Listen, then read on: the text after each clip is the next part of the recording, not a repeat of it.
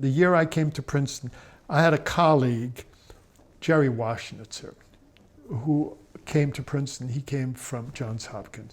And the first year I was in Princeton, he and I were very good friends. Well, we were very good friends later, but we used to spend hours talking about politics, everything. So we were very good friends. And so in the spring of that year, as is the practice in Princeton, in April, you get the letter from the trustees saying what your salary is going to be the next year. And so I remember I was hired, at the time I was hired, my salary was $16,000 a year, which was a good salary, pretty good.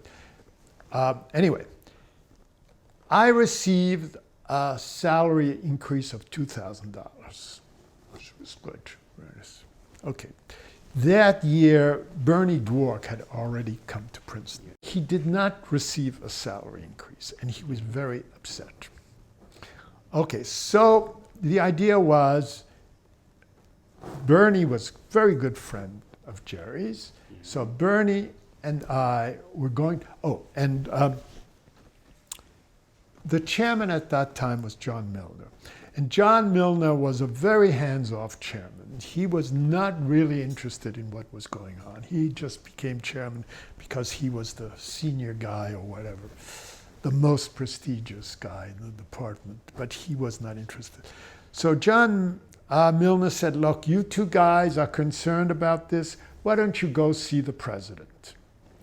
Okay, so we were going to go see the Goheen at that time. And I remember it was May. It was a very warm summer day. And I knew that if you had to go see the president, you had to wear a tie and a jacket. In those days, for sure. Okay? And Bernie Dwork was coming independently. He was coming by bike. And it was a warm day, and he came in shorts and a short-sleeve shirt. Okay, that was already a little bit wrong. So we sat in Goheen's office, and he was the good cop, and the bad cop was the dean of the faculty in those days, the second in command, Dean Lester. And so we started to talk about this. And Bernie spoke first. He was senior to me, of course. And he spoke first, and he was very strong about it. And he said, this is very unfair, blah, blah, blah, blah. You must do this. And I knew this was wrong. And I could see this wouldn't go over. So I said, well, you know, I think it is unfair, but I would suggest the following. I've been given a $2,000 raise. If it's a question of money, why don't you just give me $1,000 and give the other $1,000 to Jerry Washnitzer? I think that would be much fairer. And they said, no. But it obviously struck a chord, because right afterwards, they did give him that raise. Mm-hmm. And then a few months later, they asked me to be the chairman of the department. So, because they were struck by this statesman-like. Mm-hmm. But I felt that it was not my turn, that it was Bernie Dwork's turn. Mm-hmm.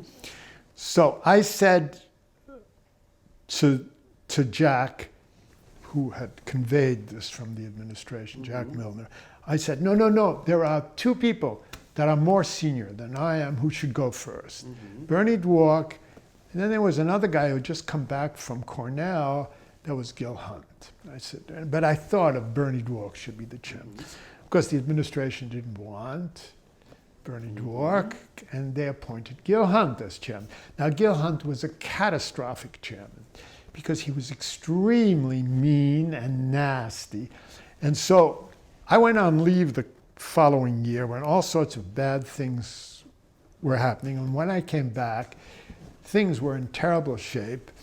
And then there were the four younger Turks decided that we had to overthrow this chairman. And so I was the leader of those people. And ultimately, we succeeded. And so I was appointed chairman. So that's how I became chairman. Then once you were chairman, was it something like smooth sailing? Actually, it was surprisingly easy. The department was very collegial. There was very little bureaucracy. If you wanted to appoint somebody, you just submitted a list of names to people, and it all worked very simply.